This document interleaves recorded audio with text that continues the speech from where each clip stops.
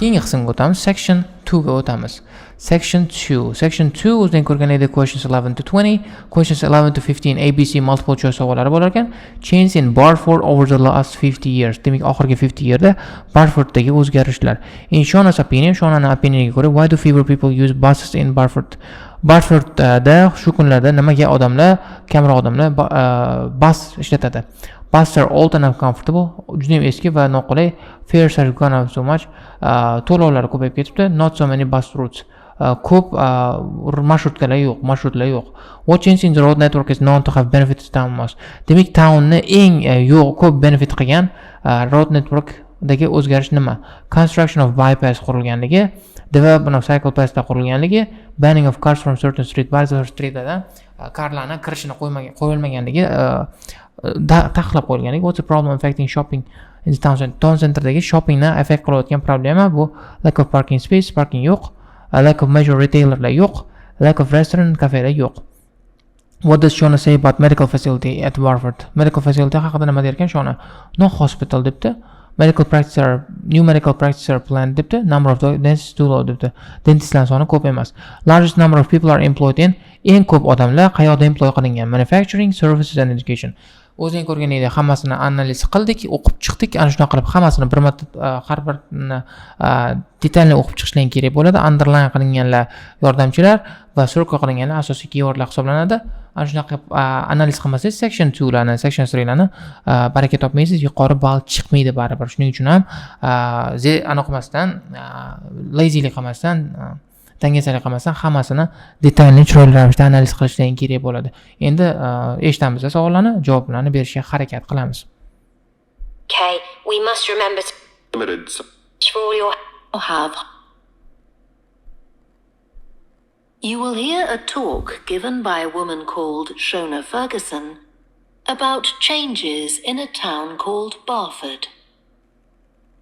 First, you have some time to look at questions 11 to 15. Xo'p, hozir bizda umrda 15 bo'lgan savolga javob o'qib olishi vaqtimiz, imkoniyatimiz bor ekan, o'qib olaylik. Keyin davom etamiz. And answer questions 11 to 15. Boshladik. First of all, let me thank you all for coming to this public meeting to discuss the future of our town. Our first speaker is Shona Ferguson from Barford Town Council. Shona. Thank you. First, I'll briefly give you some background information. Then I'll be asking you for your comments on developments in the town. Well, as you don't need me to tell you, Barford has changed a great deal in the last 50 years. These are some of the main changes. 50 years ago, buses linked virtually every part of the town and the neighbouring towns and villages. Most people used them frequently, but not now, because the bus companies concentrate on just the routes that attract most passengers. So parts of the town are no longer served by buses. Even replacing old, uncomfortable buses with smart new ones has had little impact on passenger numbers. It's sometimes said that bus fares are too high, but in relation to average incomes, fares are not much higher than they were 50 years ago. O'z ko'rganingizda oldin 5 yil oldin hamma joyga townning hamma qismiga bog'langan, qanday qilinganda, boshqa townlarga ham qanday qilinganda, lekin hozirgi ba'zi kompaniyalar biznes qilish uchun faqatgina yaxshi, ko'p odam ishlatadigan joylarni qanday qilib qo'ygan, ba'zi bir joylarga borish mumkin emas deyapti, borib bo'lmaydi deyapti. Baslarni yangi smartlari bilan o'zgartirildi, lekin foydasi bo'lmadi. Odamlar aytadi, fairlar, to'lovlar ko'payib ketgan, oshib ketgan, lekin average income bilan solishtirib qilganda uncha oshmagan dedi. Shuning uchun ham AB chiqib ketdi, javob C bo'ldi. O'qib olamiz.